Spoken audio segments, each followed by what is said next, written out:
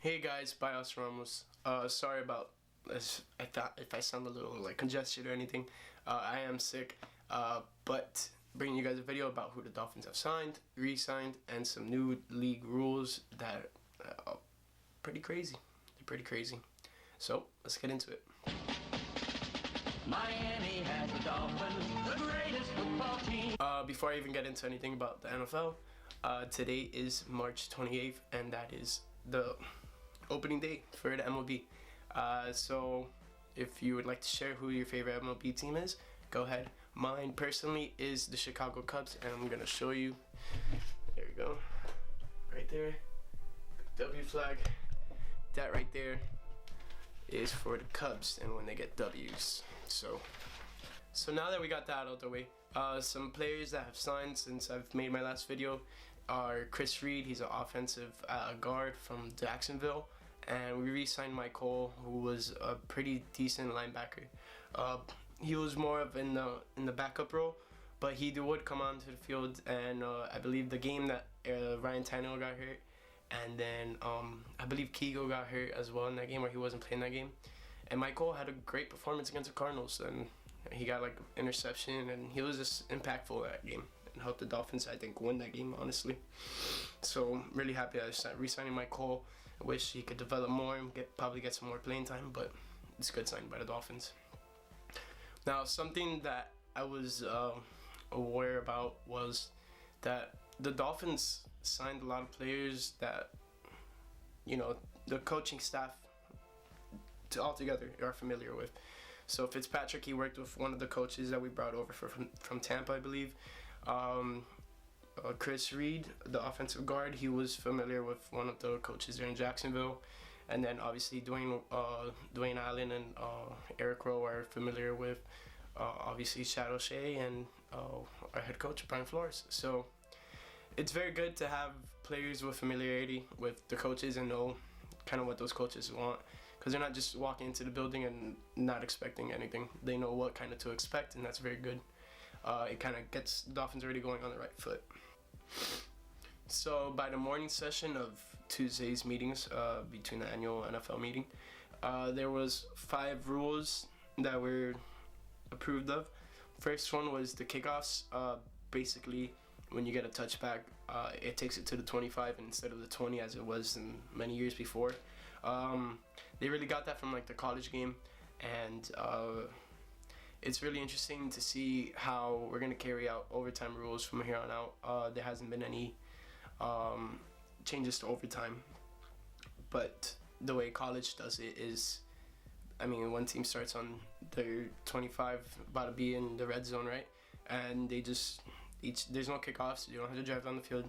You just in field goal range, and either you get a touchdown, you make a field goal, and the other team has to answer back to that. So that's how they do it in the college football rules. And there's 4 other ones, and then a big other significant one. So by competition committee expands protection to a defensive player. That's defenseless player, so someone who just gets blindsided. Changes the enforcement of double fouls when there is a change of possession, and simplifies the application of scrimmage kick rules for missed field goals. I'm not sure really what that is. And allows team to enforce on the succeeding try or on succeeding free kick an opponent's personal or unsportsmanlike conduct foul committing during a touchdown. Okay, so basically that's like, you get to decide if you want to make their extra point harder, or you want them to have a shorter kickoff when they do the kickoffs, right? Honestly, any coach that won't push back the field goal kicker to possibly make them miss the extra point is stupid, because anyways, if you make them kick closer up on the field on kickoffs, they're most likely going to get a touchback. Like, it's not worth it. Rather just make the kicker have a longer field goal and possibly miss than have him over kick your guy, and then you have to start at the 25 instead of having what could possibly be a big return. You never know. And the last but not least, this is just something different. So the NFL has now voted to allow replay reviews on pass interference calls as well as non-calls. And this can be done anytime unless it's within the last 2 minutes of each half. So honestly, when the 2-minute drives happen in the second and the fourth quarters, those are all going to be taken up by the officials and all that. I know one person's happy about this, and that's definitely Sean Payton. Even though it doesn't change the outcome of that game, it very well could have. Very well could have if this rule was there. Am I a fan of this rule?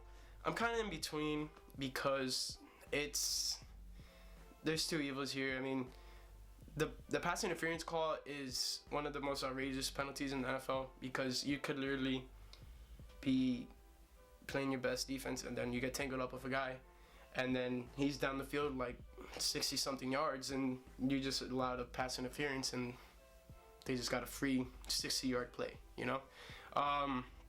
So the fact that those type of plays can be reviewable is gonna be very I don't know how to say this, but just like, you know, the rocking the boat. They're rocking the boat, pretty much.